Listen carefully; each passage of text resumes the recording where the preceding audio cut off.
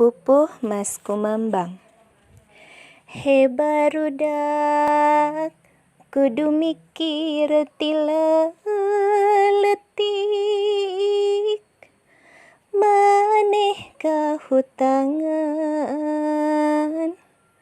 ku kolot ti barang lahir, nepi ka ayeuna pisan. Kudu hormat ka sepuh ka kulawargi, ulah lalawora lobakeun silaturahmi, ka batur jeung baraya.